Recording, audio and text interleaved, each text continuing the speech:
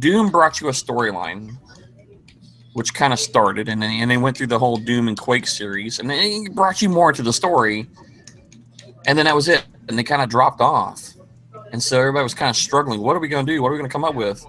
And they came up with Halo. Halo was a very groundbreaking game in the fact that it involved people in the story. Yes. First person shooter that actually had a good story. Yeah, it wasn't just go out, shoot, and kill everything, or go shoot your neighbor and blow him away. No. It told a story while playing, and it drew you into the story. That's what happened to me. Yeah. Sure, okay, Halo, whatever, oh, man, this is really cool. And then I started it wasn't a challenge of beating the game.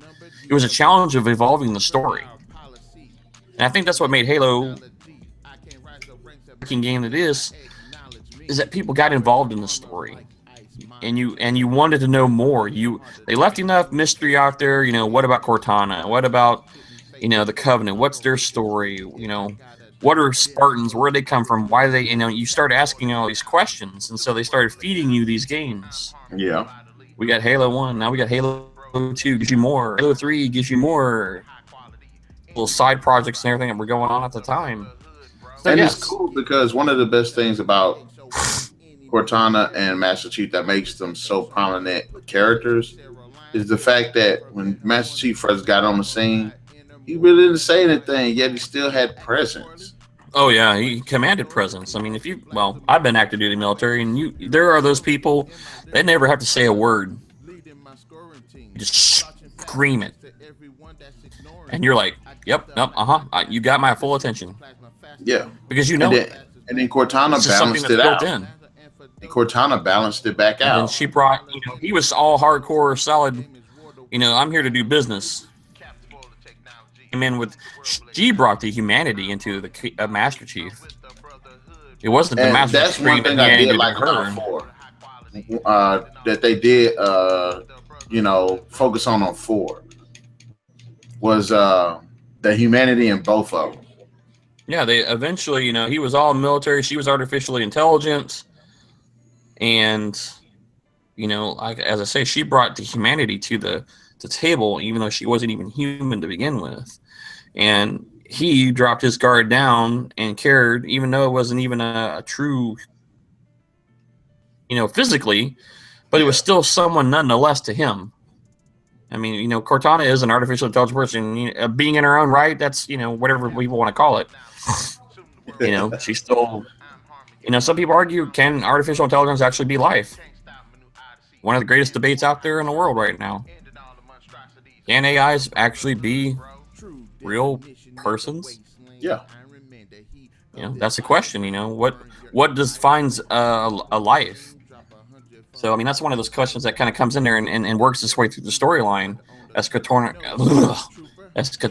develops her personality throughout the storyline. That's one of those things that happen. You see that happen. So it's very interesting.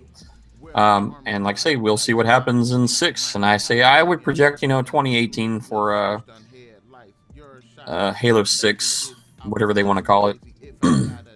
Because we got Halo Wars coming out. They may even, I doubt we'll see anything tied into Halo Wars.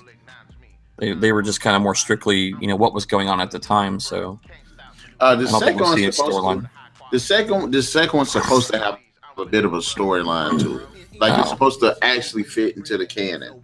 In fact, I think it's supposed to take place after Halo 5. I think so.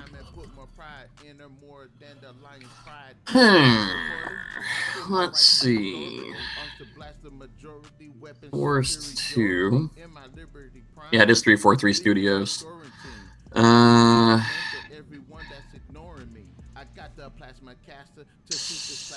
Oh, your wish for the Banished is coming. A new alien faction known as the Banished. Yep, looks like they're going to be actually part of the gameplay. I want to know. Come on, give me more than them 2. Give me more than them 2. I want several factions. See what we get.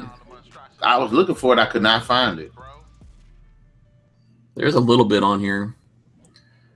Let's see. Opens with Captain Cutter, Professor Andrews aboard the Spirit of Fire, waking from cryo sleep at the Ark, the Forerunner installation that the Halo rings, unaware of how the human covenant war concluded in their absence. They travel down to the surface of the Ark, receiving a signal from an emergency beacon. They encounter and battle with an alien faction known as the Banished, a group that broke away from the Covenant. So that's going to be interesting. And the Banished are led by a Brute.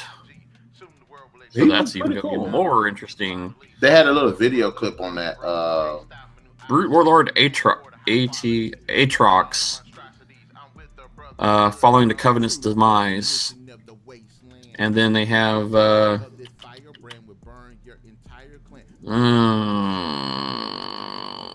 AI also involved in it, but it doesn't say any more about characters, though. So it's definitely going to be Banished versus humans.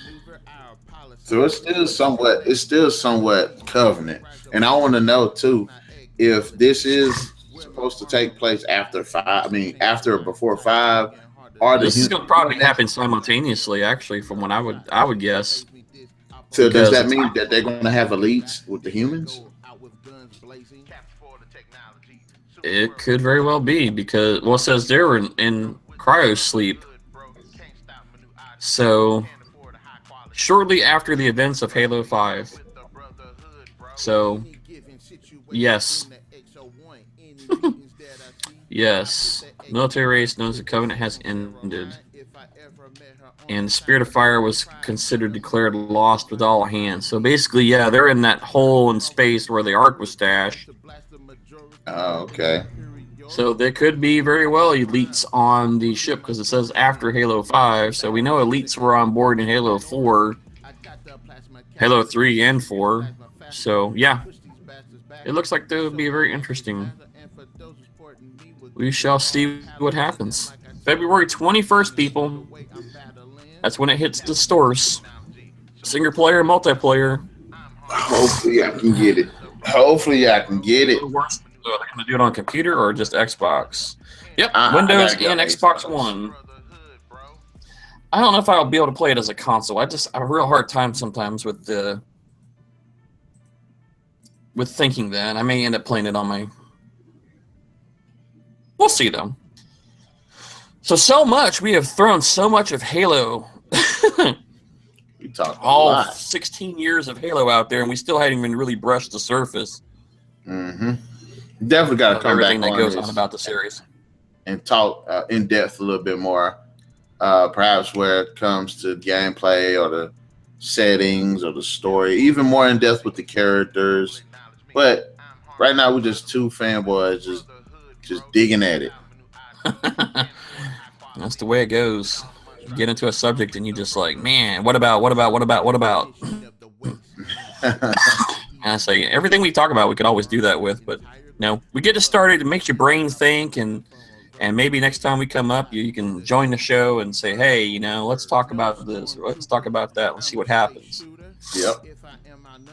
So remember to hit that like and subscribe button on NarikChase's site here on YouTube. Always leave questions. Ken, you got to get you a Twitter or something, man. Social media. Such a world. I should get a Twitter out there. I don't know. I mean, sometimes it's just, there's just so much going on. When you have like a whole bunch of minions and, you're trying to, so many different things, it just absorbs you. I'm just happy to have somebody to talk to that understands what I'm talking about. Because, my other half, and she doesn't get too much into this. Yeah. If you're talking Warcraft, she's in it. Super nerd Warcraft, that's all her. Me, I'm like the sci-fi Halo cool guy. Star Wars, Star Trek, you name it, I got it. Superheroes, I'm in. So I'm happy at least she likes to join in and, watch the movies and stuff from time to time. So I'm happy there. That's probably about all I get out of it. If we ever do a Warcraft show, I'm putting her on and let her just nerd away. Yeah. That's her gig. That's her gig. Or even Lewis, our oldest son. He's a Warcraft nerd too. So one day we'll reserve a Warcraft day. Yeah, because I want to learn a little bit more. I want to learn a little bit more about it. If you like Lord of the Rings, Warcraft, you'll fall right into it. If you like fantasy, and you kept into the storylines of dwarves and elves, and you kind of have a general understanding of those, you'll roll right into Warcraft pretty well.